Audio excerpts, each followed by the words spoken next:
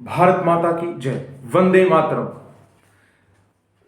आज हम आज़ादी की बात करने जा रहे हैं क्योंकि 2024 15 अगस्त को हम भारत का आज़ादी दिवस, स्वतंत्रता दिवस मनाने जा रहे हैं। सबको शुभकामनाएं।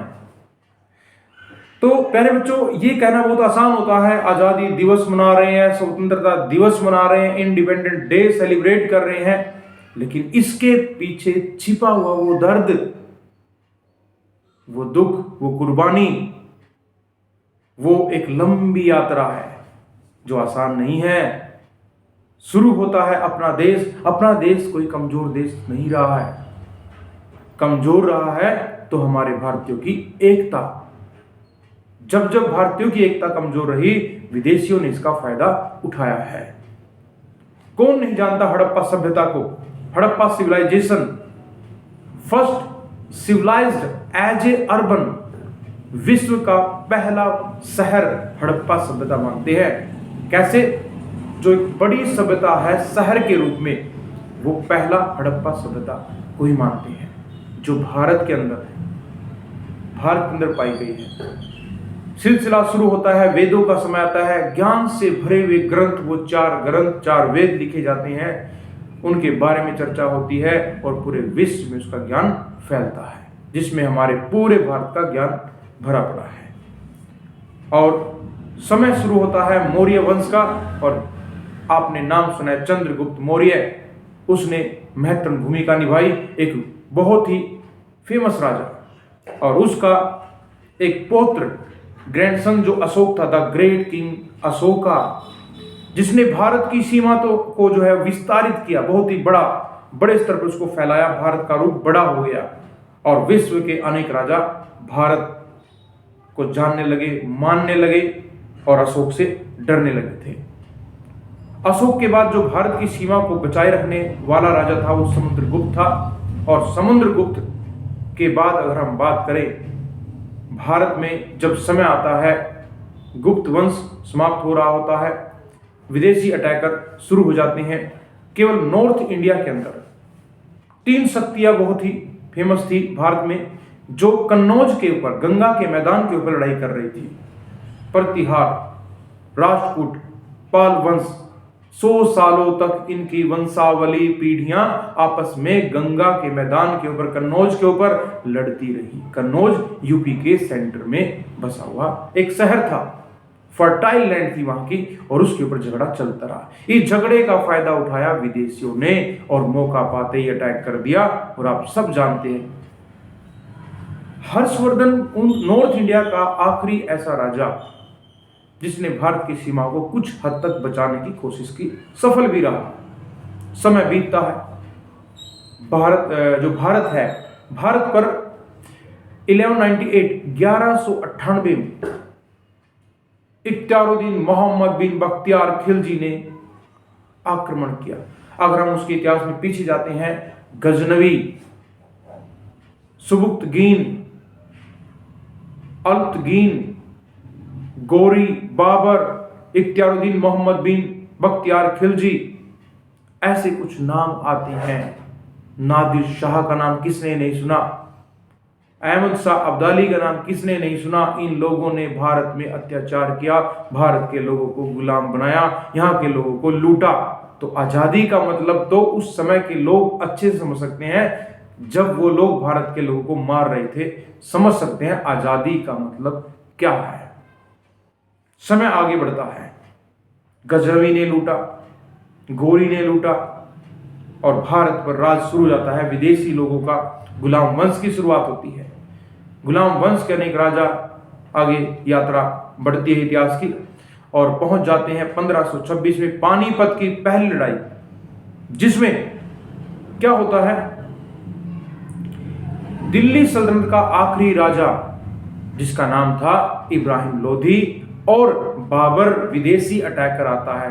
बाबर देखता है भारत के राजा तो बिखरे पड़े हैं, आम जनता राजाओं की सहायता कर ही नहीं सकती, वो लड़ेगी नहीं उनके साथ। आम जनता को लगता है वही लड़ने वाले हैं, वही लड़ेंगे, क्योंकि राजाओं ने भी ऐसा माहौल बना रखा था। वो क्यों इनका साथ दे? क्योंकि राजा भी उनके ऊपर ऐसा राज करते थे, उनको गुलाम बना के रखते थे। तो विदेशियों को मौका मिला और अटैक कर दिया। और पानीपत के युद्ध में बाबर ने भारत पर विजय हासिल की। पानीपत की लड़ाई में दिल्ली का राजा बन गया मुगल बादशाह, जिसे बाबर कहते हैं। तो बाबर की बात करें तो बाबर से लेकर 1526 से 1857 तक हम बात करें तो आखिरी बादशाह बहादुर शाह जफर था। जफर के नाम से कविताएं लिखता था। अब मुगल बादशाह जो शक्तिशाली रहे हैं वो बाबर, हुमायूं, अकबर, जहांगीर, शाहजहां और औरंगजेब तक।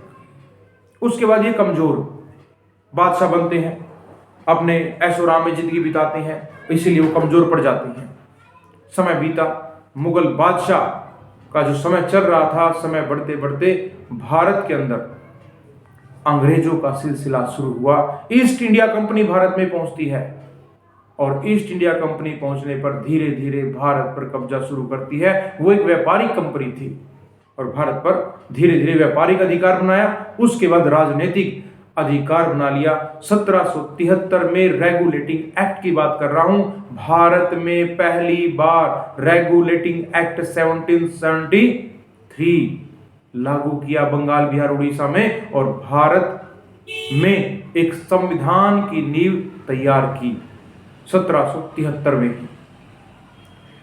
उसके बाद यात्रा आगे बढ़ती है इतिहास की और 1857 तक अंग्रेजों का पूरा अधिकार हो चुका था, लोग परेशान हो चुके थे। 1857 में मंगल पांडे जैसे महान, झांसी की रानी, तात्या टोपे, ऐसे महान लोगों के नाम सुने होंगे आपने जिन्होंने देश पर कुर्बानी दी। वो समझते हैं आजादी का मतलब क्या है। हम तो खुशियां मना रहे हैं, बस उसका मतलब नहीं है। खुशियां मनाएं लेकिन मतलब भी समझे, कुर्बानियां हुई हैं उनको भी समझे। यात्रा आगे बढ़ती है इतिहास की और 57 की क्रांति में, 1857 की क्रांति में अंग्रेजों ने फिर से भारत के लोगों को काबू में पा लिया, उनको तोपों से उड़ाया, फांसी दे दी, बहुत सारी चीजें हुई और भारत आजाद नहीं हो पाया। 1857 की क्रांति में भारत आजाद हो सकता था, लेकिन कुछ भारत के ऐसे नालायक राजा थे, ऐसे कुछ शरारती तत्व थे, अंग्रेजों का साथ दिया, जिस कारण उस समय भी भारत को जो मौका मिला था आजाद होने का वो नहीं मिल पाया। और 1857 के बाद 1947 में 100 वर्षों के बाद फिर से मौका मिला और भारत 15 अगस्त 1947 को आजाद हुआ और इस आजादी को दिवस को हम मना रहे हैं। लेकिन ये यात्रा आसान यात्रा नहीं थी। 1857 तक भारत के क्रांतिकारियों ने कुर्बानी दी, भूमिका निभाई, महत्वपूर्ण काम किए आजादी के लिए। कांग्रेस की स्थापना होती है, कांग्रेस के लोगों ने भूमिका निभाई, रविंद्रनाथ टैगोर ने भूमिका निभाई। उसके बाद हम बात करते हैं महात्मा गांधी की, बहुत ही महत्वपूर्ण भूमिका रही है महात्मा गांधी जी की। सुभाष चंद्र बोस जो थे, भगत सिंह थे, राजगुरु थे, सुखदेव थे, इन सब ने बहुत बड़ी भूमिका निभाई। बाल गंगाधर तिलक, लाला लाजपत राय, विपिन चंद्र पाल, ऐसे महान लोग थे। अरविंद घोष जैसे लोग थे जिन्होंने महत्वपूर्ण भूमिका निभाई आजादी के लिए। वो समझते हैं आजादी क्या है, उनको पता है जब प्यास लगती है तब पानी की वैल्यू का पता होता है, जब गुलाम होते हैं तब पता होता है आजादी क्या है। और वो हासिल की इन हमारे क्रांतिकारियों ने, भारत के लोगों ने। और धीरे धीरे यात्रा इतिहास की आगे बढ़ती है। हम पहुंच जाते हैं 1905 में। बंगाल का विभाजन होता है। भारत के लोगों ने बंगाल विभाजन रोकने के लिए भारत का पहला स्वदेशी आंदोलन शुरू किया और उसको अंग्रेजों को मजबूरन रोकना पड़ा, विभाजन रोक दिया गया। यात्रा आगे बढ़ती है। 1909 में इंडिया एक्ट लागू हुआ, 1919 में इंडिया एक्ट लागू हुआ और 1919 में इंडिया एक्ट लागू हुआ, 1935 में इंडिया एक्ट लागू हुआ, फिर 1947 का इंडिया एक्ट लागू होता है। उसके बाद ये कुछ ऐसे एक्ट थे जिससे भारत के लोग नाराज भी थे। एक इल्बर्ट विल विवाद था, जज का मैटर था। अंग्रेज भारतीयों के मुकदमे सुन सकता है, लेकिन भारतीय जज भारतीयों के मुकदमे के साथ साथ अंग्रेजों के मुकदमे अगर सुनता है तो वो अधिकार केवल अंग्रेजी को था, भारत के जज को नहीं था। ऐसे बहुत सारे मुद्दे हुए, समय बीतता रहा और धीरे धीरे हम पहुंच जाते हैं 1920 में, जो हमारा चल रहा था सविनय न्यायिक आंदोलन के बाद। हम बात करें असहयोग आंदोलन की, और पुलिस कर्मियों के थाने को जलाने के बाद चोरा चोरी नामक स्थान पर महात्मा गांधी को दुख हुआ और आंदोलन वापस ले लिया। समय बीता, भारत के अन्य जो नेता थे गांधी जी से नाराज भी हो गए। यात्रा आगे बढ़ती है और भारत में साइमन कमीशन आता है, भारत में सविनय अवज्ञा आंदोलन होता है, नमक कानून तोड़ते हैं गांधी जी। उसके बाद 3 गोलमेज सम्मेलन होते हैं और उसके बाद 1940 में अगस्त ऑफर आता है, 1942 में क्रिप्स मिशन आता है, 1946 में कैबिनेट मिशन आता है। इस मिशन के तहत भारत में संविधान लिखने के लिए संविधान सभा बनाने की परमिशन मिल गई और उसके बाद आजादी का सिलसिला शुरू होता है। शिमला समझौता होता है। उसके बाद घटना होती है 3 जून की।